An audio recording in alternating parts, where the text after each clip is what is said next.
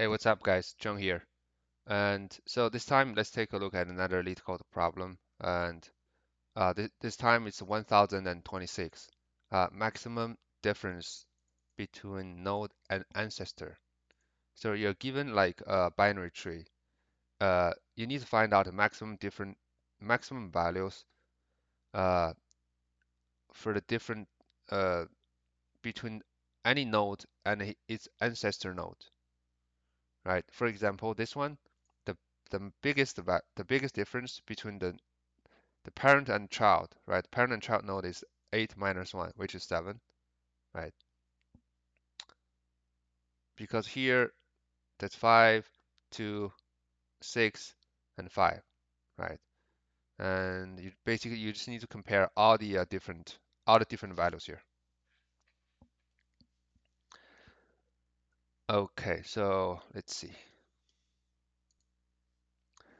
And I think one thing to notice that here, the example this problem gives us is it seems it's a binary search tree, right?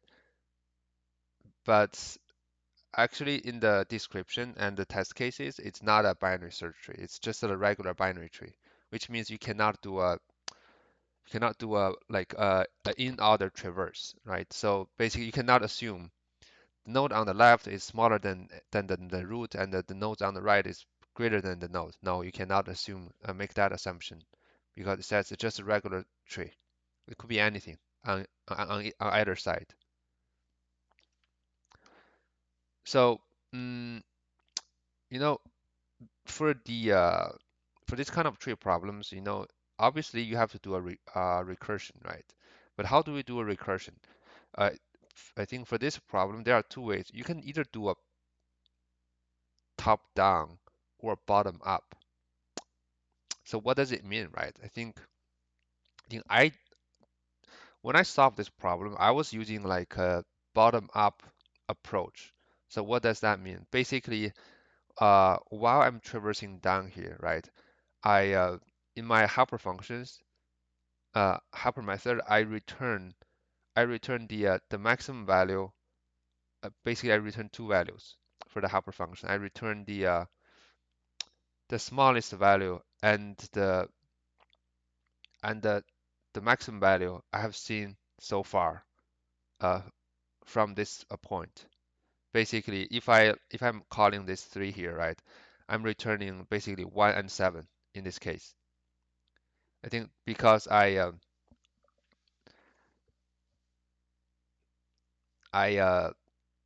basically I built my solutions from bottom up because my recursion method will reach the end, right?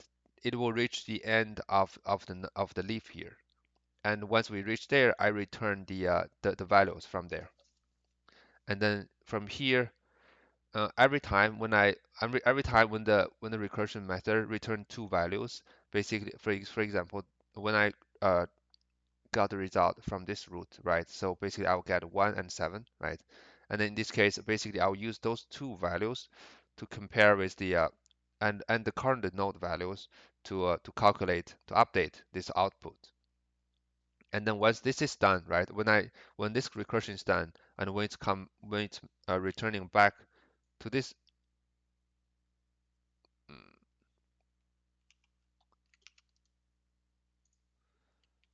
when it's time to return from 3 to 8, then I use whatever I have here. I use 1, 3, and 7 to update the minimum and maximum value and then return to 8. That's the bottom up, right? Because we're getting the information from bottom and then we go up. So that's one way. That thing it certainly works, but that will requires you to write a bit more code. And a simpler way is it's top down. So what does top down means, right? The top down means uh, basically you every time when you do a recursion, you pass in the just similar idea. You pass the you're maintaining like uh you're maintaining the minimum and the value, the minimum and maximum value you have seen so far from top traveling down below. Okay, you're maintaining that.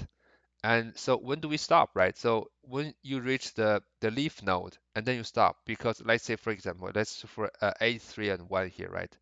So we basically every time when we traversing down to a new node, we update this minimum and maximum, and then we pass this minimum and maximum uh, down to its child. For example, here, so let's say 8, 3, 1 here, and when we reach 1 here, right, or when we reach the next node, which is empty, we already have we see, okay, so the minimum and maximum we have seen so far for this one is like it's 1 and 8, right? So that's when we see, oh, there's nothing to traverse. We know, okay, we have seen from this path the maximum difference we can get is 7, right? And how about here? So let's try another route here. The path 8, 3, 6, and 4, right? When we traverse to here, the minimum we have seen so far is 3, and the maximum is still 8, right? But then the maximum difference is 5, right? So so on and so forth, right? And in the end, so every time when we finish the we can either maintain like a global variables. So every time we reach the node, we can just update that variables, or we can just simply use a return for that to return everything to the basically when we add 8, right? So we'll pass the minimum maximum to both the left and right, right? And then we just return whichever give us a better result, right? And then in that case, we can just simply uh, uh, save this like global variables, right? Uh, okay, so let's try to code this thing. I'm gonna use the top down, since it will uh, end up with less code.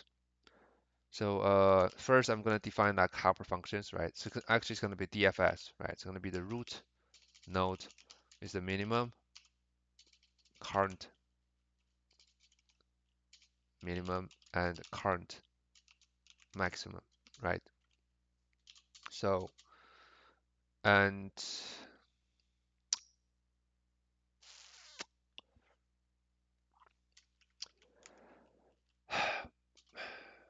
um, so first, right? First, if not node, right? If node is if it's a leaf, right? We do what? We return current max, uh, right? So if we reach the leaf node, basically, then we know, okay, so let's check what we have seen so far, right? And then if it's not a leaf node, what do? We update, right? We update current minimum to a minimum of current minimum and the node value, right? Same thing for the maximum here,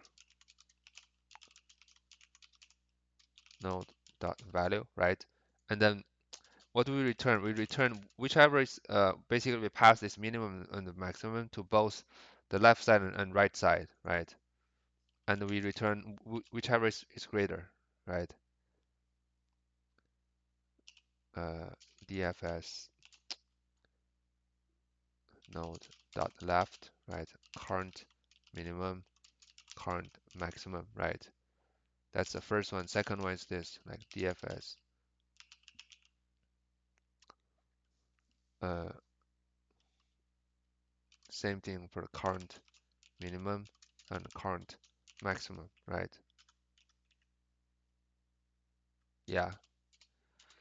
So in the end, we just simply just call this DFS, and we return the root, right? Then what's the minimum current maximum? That's the root value basically, right? So yeah, I think this should just work.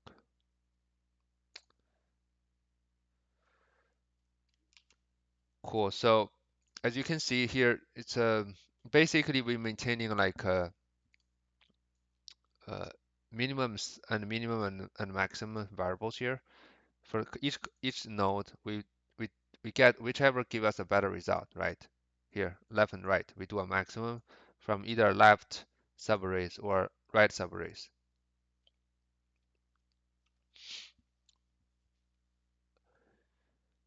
Uh, yeah, and another way of doing this is we can simply define like answer here, right?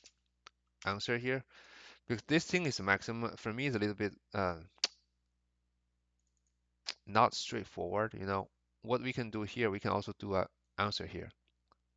Then instead of the doing a maximum here, every time, right? Every time we do what? We just do this. We just we update the answer here. Max, right? Answer and this, right? And then here we won't need to do any return here, right? We can simply call in the DFS, right? We do a DFS call. We don't need to worry about this like this this max here. We can just do a 2 DFS here. Basically, we're traversing all the possible ways, right? And